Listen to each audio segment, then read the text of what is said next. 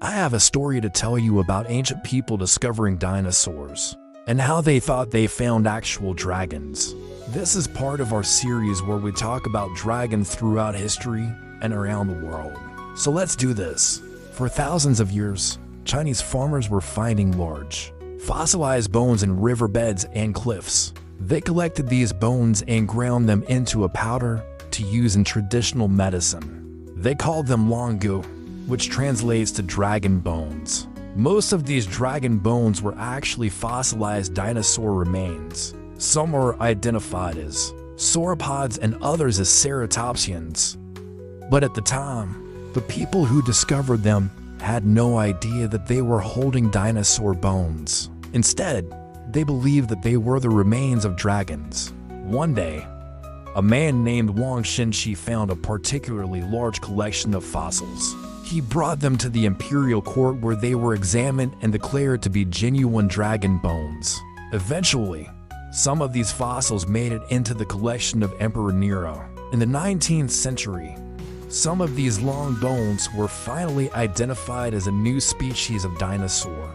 It was named Mamenchisaurus after the legendary chimera from Chinese mythology. Mamenchisaurus was a long-necked dinosaur that lived in what is now Sichuan and Chongqing in China. During the late Jurassic period, its fossils are so common in the area that many locals still believe it to be a real dragon. Dragons in Chinese mythology were often described as serpentine, but with animal-like features. This aligns well with the fossilized vertebrae and skull fragments that were discovered and used in traditional Chinese medicine. Occasionally, a tooth would be found with a crown, root and neck perfectly preserved in amber. These were said to be the most potent, and a single tooth could be ground into a powder and used for an entire year.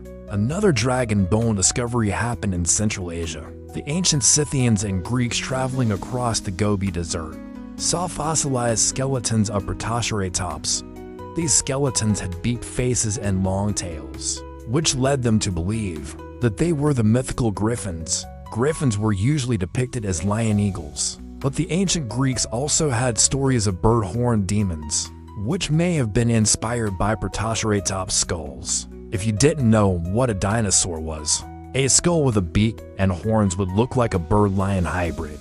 The historian Adrian Mayer believes that this was the origin of the griffin myth. Other fossils found in the area include those of Maiasaura, a relative of Ankylosaurus, and the fearsome Tarbosaurus, a relative of Tyrannosaurus rex. Both animals would have been terrifying to see roaming around